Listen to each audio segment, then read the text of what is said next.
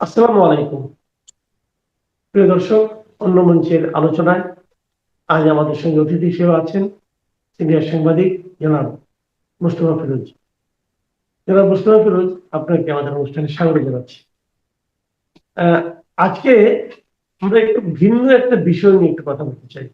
আমরা তো সবসময় রাজনীতি নিয়ে কথা বলি। অনেকে এমনও জিজ্ঞাসা করেন, ভাই রাজনীতি ছাড়া কি দেশে তার কোনো ইস্যু নাই? ইস্যু আছে, কিন্তু ঘুরে ফিরে সবকিছু রাজনীতিতেই চলে যায়। আজকে আমরা ক্রিয়াঙ্গনের একটা বিষয় নিয়ে কথা বলবো, কিন্তু আমার ধারণা এটাও আলটিমেটলি রাজনীতির দিকেই যাবে। কারণ মুস্তফা ফিরোজ, আপনি জানেন যে আইপিএল যে ইন্ডিয়ান প্রিমিয়ার লিগ, যেটা হওয়ার কথা মার্চে, এটাতে নিলামে বাংলাদেশের একজন প্লেয়ার মুস্তাফিজুর রহমান, বাংলাদেশের বোলার, তাকে অনেক দামে, প্রায় 9 কোটি 20 লাখ রুপির দামে তাকে কিন্তু চুক্তিবদ্ধ করেছিল। মানে নিলামে তাকে নিয়েছিল কেকেআর, মানে কলকাতা নাইট রাইডার্স। এবং সেটা নিয়ে একটা মানে অভূতপূর্ব একটা রাজনীতি হয়েছে, যেটা মানে আইপিএল এর ইতিহাসে কখনো হয়নি।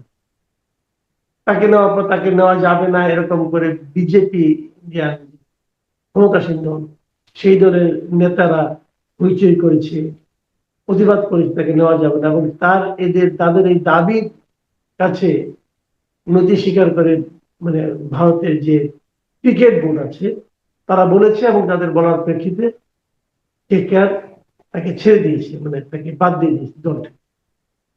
এই যে ঘটনাটা, এই ঘটনায় অনেকগুলি ইয়ে আছে, কিন্তু আপনার কাছে এই ঘটনা যখন শুনেছেন, আপনার কাছে কি মনে হয়েছে? এই খেলার মধ্যে রাজনীতি কি হবে, কেন? ধন্যবাদ।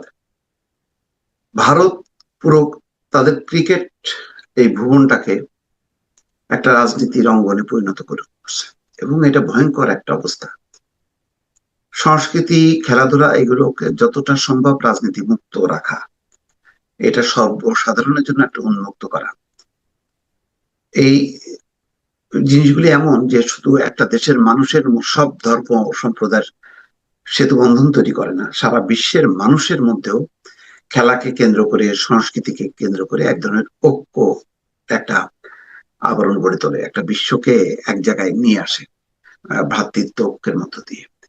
সেই জায়গাটা ইন্ডিয়া বারবার আঘাত করছে। আপনার কাছে মনে আছে নিশ্চয়ই, লাস্ট বোধহয় ওয়ার্ল্ড কাপে সময়, এশিয়া কাপ নাকি আমার ঠিক মনে পড়ছে না, পাকিস্তানের খেলোয়াড়দের সঙ্গে খেলা শেষে যে করমর্দন, সেই করমর্দনটা ভারত করেনি খেলোয়াড়রা। তখনই কিন্তু বিতর্কটা হচ্ছিল যে এই ক্রিকেটীয় যে একটা নিজস্ব তার একটা সংস্কৃতি আছে, কালচার আছে, সেটাকে ধ্বংস করে দিল ভারত। এখন যেহেতু পাকিস্তানের সাথে করেনি, সুতরাং সেই কারণে সারা বিশ্ব কিন্তু হইচই করলো না, অন্যরা চেপে গেল যে পাকিস্তান প্রশ্নে। এই এই ঘটনা ভারত যদি ব্রিটিশদের সঙ্গে করতো বা অস্ট্রেলিয়া, তাহলে কিন্তু এটা নিয়ে ভয়ঙ্কর রকমের একটা হইচই শুরু হতো। এরপরেই দ্বিতীয় ঘটনাটা বাংলাদেশের মুস্তাফিজকে নিয়ে, যে মুস্তাফিজকে কলকাতা নাইট রাইডার্স 9 কোটি 20 লাখ টাকায় চুক্তিবদ্ধ করলো, এবং এটা একটা বিশাল আন্তর্জাতিক রুপি। তো একটা বড় একটা খবরে পরিণত হলো। আমরাও খুবই খুশি হলাম যে ভারত এত উদার, এবং ভারত এখানে খেলাকেই প্রাধান্য দিছে, কোনো অন্য কোনো আহ, রাজনীতিকে এখানে প্রবেশ করতে দেয়নি। কিন্তু না, ঘুরে ফিরে দেখা গেল এটাই মনে হচ্ছে কাল হয়ে গেল। আর এমন একটা ঘটনাকে তারা বেছে নিল, যেটা তারা ধর্মের একটা বিভাজনটা ঘটাই দিল। দীপু চন্দ্র দাস বাংলাদেশের নাগরিক, এটা হচ্ছে তার সবচেয়ে বড় পরিচয়। সে হিন্দু হইতে পারে, মুসলিম হইতে পারে, খ্রিস্টান হইতে পারে। তার এই নির্মম হত্যাকাণ্ডটা, সে যে ধর্মেরই হোক না কেন, এটা অত্যন্ত নিন্দনীয়। এই ধরনের বা কাছাকাছি নিষ্ঠুরতার মধ্য দিয়ে অনেক মানুষের প্রাণ গেছে বাংলাদেশের। কিন্তু ভারত সবসময় মানে হিন্দু সম্প্রদায়ের কোনো স্থাপনায় আঘাত হলে বা কোনো মানুষ আক্রান্ত হলে সেটাকে পুঁজি করে। তো ভারত নিজেও তো সাংবিধানিক ভাবে একটা অসাম্প্রদায়িক দেশ। তো বাংলাদেশে যখন কি মুসলমানরা অত্যাচারিত হয়, একই সময় যখন ওসমান হাদি নিহত হলো, সেই ওসমান হাদির ব্যাপারে তো তারা প্রতিক্রিয়া জানালো না। সারা ভারতবর্ষ জুড়ে তো হইচই করলো না, না হিন্দুরা করলো না মুসলমানরা করলো। কারণ তারা হয়তো তখন বিষয়টা দাঁড়াচ্ছে এই যে এটা একটা দেশের আভ্যন্তরীণ বিষয়, কিন্তু দীপুচন্দ্র দাসের ব্যাপারটা আর বাংলাদেশের আভ্যন্তরীণ বিষয়ে দাঁড়ালো না, এটা ভারতের বিষয় হয়ে দাঁড়ালো। কারণ দীপুচন্দ্র হিন্দু, আর ভারতের সংখ্যাগরিষ্ঠ মানুষ হিন্দু। বিজেপি যারা নেতৃত্ব দিচ্ছে তারা হচ্ছে নাম শুধু বিজেপি, এখানে ওই ভারতীয় হিন্দু পার্টি হলে ভালো হতো, বাংলাদেশে যেমন জামাত ইসলাম বাংলাদেশ সেরকম হলে ভালো হতো, কিন্তু এমন একটা নাম, কিন্তু কার্যত আসলে তারা ওই হিন্দু ধর্মেরই আসলে একটা সংগঠন। সেই দল একটা সাম্প্রদায়িকতার বীজ বাষ্প ছড়াই দিল, খেলাকে তারা রাজনীতির দিকে ঠেলে দিল। বিজেপির এক নেতা এমনকি শাহরুখ খানকে পর্যন্ত, কলকাতা নাইট রাইডার্সের মালিক, তাকে বললো গাদ্দার। তার মানে কি, এটা যদি কলকাতা নাইট রাইডার্সের মালিক যদি কোনো হিন্দু হইতো তাহলে কিন্তু এই গাদ্দার বলতো না। এইটাকে একটা ভারতীয় ক্রিকেট বোর্ড এটার একটা প্রাতিষ্ঠানিক রূপ দিল। ভারতীয় ক্রিকেট বোর্ডের সাথে ভারতীয় রাজনীতি, ভারতীয় সরকার, রাষ্ট্রের একটা সম্পর্ক আছে। সুতরাং এটা বোঝা যায় যে এটা আসলে ভারত সরকারের একটা প্রমোট করা জিনিস, যে এটা করতে হবে একেবারে মানে ধর্মীয় স্বার্থ রক্ষা বা ধর্মীয় নিচু দৃষ্টিভঙ্গির আলোকে এই যে সিদ্ধান্তটা নিয়ে পারতপক্ষে এটা ভারতের মধ্যে একটা বিভাজন তৈরি করে দিল, বাংলাদেশেও বিভাজন তৈরি করে দিল, ভারতের উগ্রবাদীদেরকে উস্কে দিল, বাংলাদেশের উগ্রবাদীদেরকে উস্কে দিল। আমরা যেখানে চাই ধর্ম বর্ণ নির্বিশেষে দুই দেশের মানুষের মধ্যে একটা মানে মেলবন্ধন গড়ে তোলা, যেখানে গণতন্ত্র, সংস্কৃতি, ধর্ম যার যার, এবং সেটাকে রক্ষা করবে রাষ্ট্র, কিন্তু সেই জায়গাটা চূর্ণ বিচ্ছিন্ন করে দিল। এই মুস্তাফিজের উপর এই নিষেধাজ্ঞা, খেলতে পারবে না, এবং নাইট রাইডার্স তাকে বিদায় করে দিছে। এটা খুব খারাপ দৃষ্টান্ত হয়ে গেল। তার মানে ওই পাকিস্তানি খেলোয়াড়দের সাথে করমর্দন না করা, সেই ঘটনা থেকে শুরু করে এই ঘটনা যদি মেলান, এটার সাথে সম্পর্ক আছে। হয়তো আরো অনেকগুলো ঘটনা আছে যেগুলি এই মুহূর্তে আমার মনে আসছে না। তার মানে দৃষ্টিভঙ্গি জি। এর মধ্যে আমরা দেখলাম যে আমাদের যে ক্রীড়া বিষয়ক উপদেষ্টা এখন যিনি দায়িত্বপ্রাপ্ত আছেন, আসিফ নজরুল, তিনি একটা কথা বলেছেন যে এটা তো তারা তো মোটামুটি অফিসিয়ালি যে কথাটা বলেছে যে তারা মুস্তাফিজের নিরাপত্তা দিতে পারবে না, এই জন্য বলেছে, এই জন্য তাকে বাদ দেওয়া হয়েছে।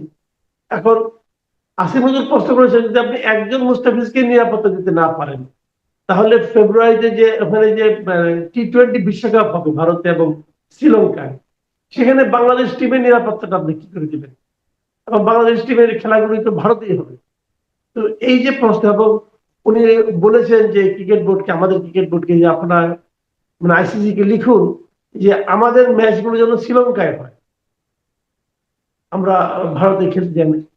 এই কথাটা উনি বলেছেন। আপনি কি মনে করেন তার এই পদক্ষেপটাকে আপনি কিভাবে? এটা আসিফ নজরুল না, আমিনুল ইসলাম বুলবুলও ক্রিকেট বোর্ডের সভাপতি, তিনিও সেই উদ্বেগ উৎকণ্ঠা প্রকাশ করছে, এবং এটা স্বাভাবিক। কারণ ভারত যদি এই নিরাপত্তার কথা বলে যদি এই পদক্ষেপটা নেয়, তাহলে তো স্বাভাবিক যে বাংলাদেশের কোনো মুসলমান খেলোয়াড় ভারতে যে শান্তি পাবে না, আবার ভারতের হিন্দু খেলোয়াড়রা বাংলাদেশে এসে শান্তি পাবে না।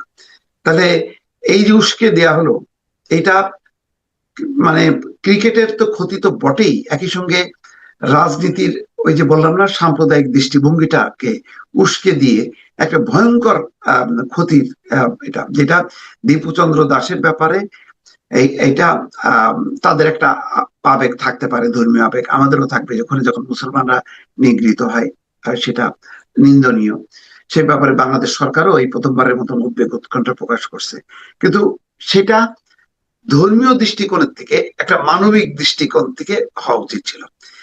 এখন দেখেন সেম অবস্থা, এই যুক্তি যদি হয়, নিরাপত্তার বিষয়টা যদি তারা সামনে আনে, তাহলে তো সেখানে বাংলাদেশের শুধু বিশ্বকাপ ক্রিকেট কেন, ভারত বাংলাদেশ কোনো ম্যাচে ভারতে যেমন মাটিতে বাংলাদেশের প্লেয়াররা যেতে সাহস পাবে না, আর ভারতের প্লেয়াররাও এখানে আসতে স্বস্তি বোধ করবে না।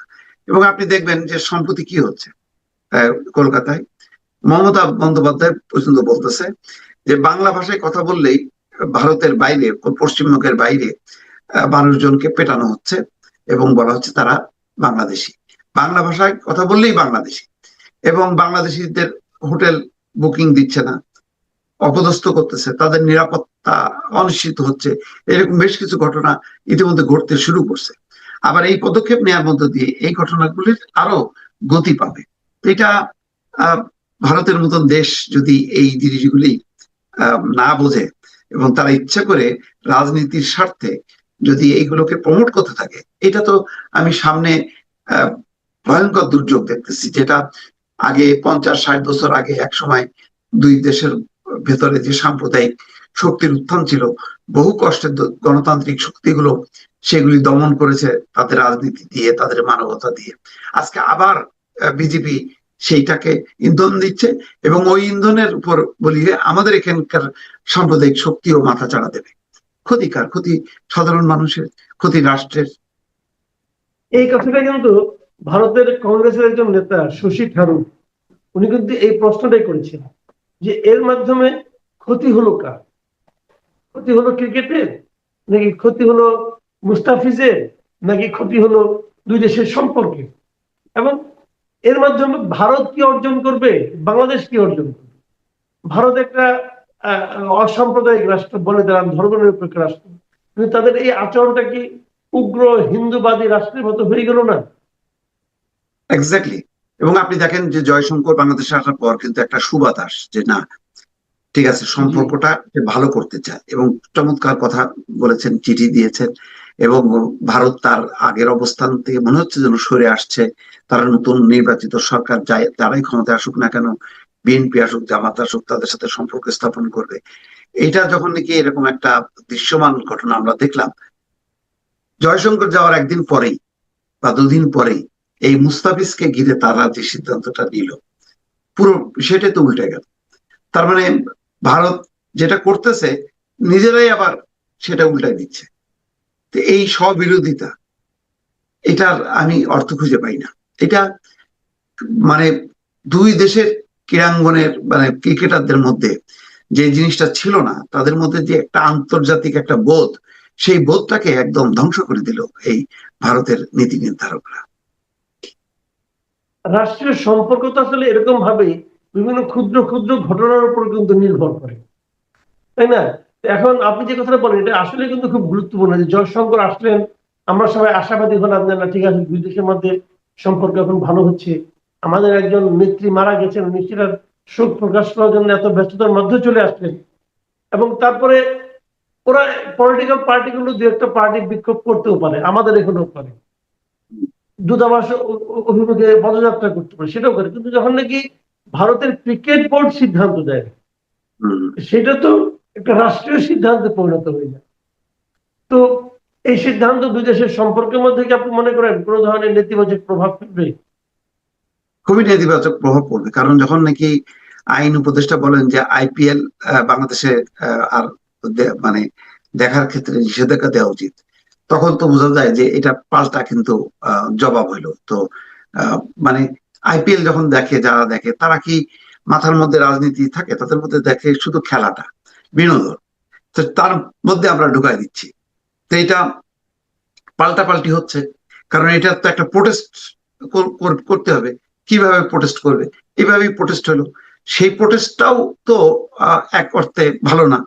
ভারত যেটা করতেছে সেটাও ভালো না, প্রোটেস্টটাও ভালো না, কিন্তু সেটা আবার না করেও পারা যাচ্ছে না, কারণ আপনি গুলি চালালে পাল্টা গুলি তো চালাতেই হয়। তো গুলি চালানোটাও খারাপ, পাল্টা গুলি চালানোটাও খারাপ। এখন দেখেন কিভাবে আহ, মানে আহ, মানে সংঘাতের মধ্যে ঢুকে যাচ্ছে। তো এখানে যারা বড় দেশ, বড় রাষ্ট্র চালায়, যারা মনে করে যে আমরা মানে আঞ্চলিক মোড়ল, তাদের দায়িত্বটা বেশি। সেই ক্ষেত্রে ভারতের দায়িত্বটা ছিল অনেক বেশি, অনেক বেশি দায়িত্বশীলতার সাথে তারা এই জিনিসটাকে যাতে কোনোভাবে রাজনীতি স্পর্শ না করে, সেই জায়গাটা, এবং দুই দেশের সম্পর্ক বিষয়টা এসে দাঁড়ালো। এখন মুস্তাফিজ এখন শুধু খেলোয়াড় না, সে একটা বাংলাদেশকে প্রতিনিধিত্ব করে। তো তাকে আঘাত করা মানে হচ্ছে বাংলাদেশকে আঘাত করা, সেই হিসেবেই হয়ে গেল। তো এইটা দিল্লির মতন এত তারা মানে অভিজ্ঞ, তাদের কূটনীতি, তাদের বিশ্লেষণ, বিশেষজ্ঞ এত, তো তাদের এই বিশেষজ্ঞের মধ্যে এন্টেনাতে এটা ধরা পড়লো না যে এটার ভবিষ্যৎ প্রভাবটা কি। আমি একটা দেশের সাথে সম্পর্ক উন্নয়ন করতে যাচ্ছি, কিন্তু আমি আবার সেখানে বিষ ঢেলে দিলাম। ওই যে আপনাকে বললাম না যে একটা লোককে 1 কোটি টাকা দিয়ে একটা থাপ্পড় দেওয়া হলো, তাহলে আপনার কিন্তু ওই টোটাল 1 কোটি টাকার যে আপনি দিলেন, এত মানে বিশাল উপকার করলেন, ওই উপকারটা কিন্তু শেষ হয়ে গেল আপনার একটা থাপ্পড়ের কারণে। তো ভারত তো তাই করতেছে। জি, অনেক ধন্যবাদ, অনেক ধন্যবাদ জনাব মোস্তফা ফিরোজ। আসলে মানে আমরা কখনোই চাই না যে আহ, খেলাধুলা, সংস্কৃতি এগুলোর সঙ্গে যেন রাজনীতি জড়িয়ে না যায়।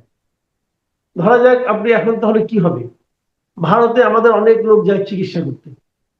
এখন একজন মুসলিম রোগী ইন্ডিয়াতে গেল চিকিৎসা করতে, হিন্দু ডাক্তার তাকে কি মেরে ফেলবে নাকি তাকে সুস্থ করবে? এখন বিষয়টা তো এরকম হয়ে যাচ্ছে। তো এইটা ভারত কেন করছে আমি বুঝতে পারছি না, এবং এটাকে কোনো অবস্থাতে আমার মনে হয় যেটা আমাদের মানে এটা মেনে নেওয়া যায় না।